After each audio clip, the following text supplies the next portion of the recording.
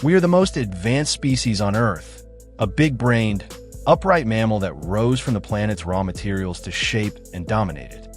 Rewind nearly 4 billion years, and our journey is a chain of unlikely events, surviving disasters and predators, evolving from small creatures on land and in water, all the way back to the first spark of life, a single cell. Early Earth was a hostile ball of molten rock, but with water delivered by asteroids or comets. Lightning and chemicals combined to form genetic material inside protective oily blobs, creating the first cell about 3.5 billion years ago. These cells copied themselves, and after 2 billion years, two cells merged, mixing genes, the origin of sex, leading to variation, mutations, and new species. Life grew more complex, eventually producing a tiny marine worm, our ancestor 550 million years ago.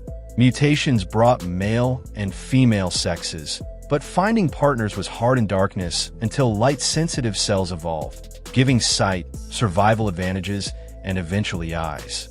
Behind them, nerve clusters formed the first brain 521 million years ago in a fish-like creature called Mitochondria, able to process information and make basic decisions. A small step toward the extraordinary mind we have today. We can't outsmart or outrun the ancient ocean predator Anomalocaris. And like 99% of all species that have ever lived, our chances of extinction are far greater than survival. A lucky genetic change strengthens our jaws and forms teeth over 400 million years ago, giving us more food and stronger bodies. By 375 million years ago, we're a foot-long armored fish, but stagnant. Oxygen-poor shallow waters leave us gasping, forcing a major evolutionary leap: lungs. This adaptation, driven by a predator's pursuit, allows our ancestor Ichthyostega to breathe both air and water, a trait still echoed today in hiccups. At 365 million years ago, we emerged from water to explore land, facing the sun's heat and rough terrain, which we overcome with thicker skin and claws that will one day become fingernails. As Cinerea, we thrive on land, but need a way to protect developing young, leading to the evolution of shelled eggs fertilized internally, the beginning of reproduction as we know it. By 340 million years ago, we can live entirely on land, breathing air, supporting our weight, and processing new sights, sounds, and smells as our brains grow more complex. More species mean more competition, and a mutation gives us stronger jaw muscles to eat faster and survive, turning us into Veranops, a powerful meat-eater. Once rivals, creatures like Proterosaurus now become prey. But even at this peak, our journey remains unpredictable, and a major challenge lies ahead. About 250 million years ago in Siberia, massive volcanic eruptions tore the Earth apart, flooding an area the size of the United States under thousands of feet of lava for 500,000 years. The disaster pumped trillions of tons of carbon dioxide into the air, trapping heat, pushing global temperatures over 100 degrees Fahrenheit, and wiping out 95% of all life.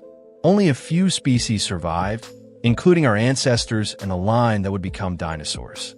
30 million years later, we had evolved into fur-covered, cat-sized creatures called Thrinaxodon, while dinosaurs like the 5-ton Heterosaurus gained the upper hand. To survive, we grew smaller, became nocturnal, developed insulating fur that still causes goosebumps today, sharpened our senses, and evolved a neocortex for advanced thinking. By 66 million years ago, our shrew-like ancestor Batodon used its agility, senses, and brain power to endure, giving birth to live young and feeding them with milk, the dawn of mammals. Then, 65 million years ago, an asteroid slammed into Mexico's Yucatan Peninsula, covering the planet in debris, blocking sunlight, and collapsing ecosystems. The dinosaurs, too large to adapt, died out, while small, hardy mammals like ours seized a chance to rise. After the asteroid impact, insects thrived on decaying matter, providing food for our tiny, bug-eating ancestor Purgatorius, a 6-inch mammal that inherited the dinosaurs' place at the top of the land ecosystem.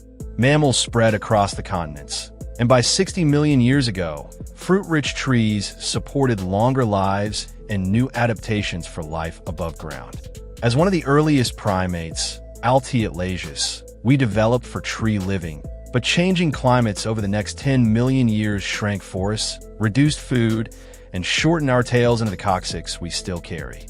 Arm length increased for reaching distant food, but a bigger shift came when Africa's Rift Valley formed, blocking rainfall and creating open, food-scarce terrain. By 4.4 million years ago, as Ardipithecus ramidus, we were 4 feet tall, 80 pounds, and forced to take the first steps on 2 legs to find food, freeing our hands for gathering. Walking spread quickly across generations, but a narrower pelvis made giving birth to fully developed young impossible. So babies were born early and required years of care. By 3.2 million years ago, as Australopithecus, our brain had grown to grapefruit size and we walked full-time. Survival now meant outthinking predators, and mutations reducing jaw muscle strength allowed our brains to expand further, doubling in size and setting the stage for the next leap in human evolution. 3 million years ago, Homo habilis, handyman, walked on 2 legs with a growing brain, marking the dawn of a new kind of creature, the first humans. Bigger, stronger, and hungrier, we scavenged whatever we could find, but survival was always on a knife's edge. Around 2.3 million years ago in East Africa, we made the first stone tools, unlocking bone marrow for energy and laying the foundation for farming, building, and exploration. Tool use reshaped our hands and thumbs, giving us precision and strength. Fossil evidence is scarce. All known remains of early humans could fit in a pickup truck, but 1.8 million years ago, Homo erectus emerged. No longer just scavengers, we hunted in groups, adapted for endurance running with long torsos, strong glutes, and sweat to cool us. Fire brought warmth, safety, and cooked meat, which was easier to chew, reducing jaw size and freeing energy for a 50% larger brain. Family cooperation improved survival, but rivalry drove the need for better communication, and natural selection shaped our tongue and throat for speech, the ultimate human tool. By 200,000 years ago, Homo sapiens appeared, with the largest brain relative to body size, mastering tools, language, and adaptation to become the dominant species on Earth.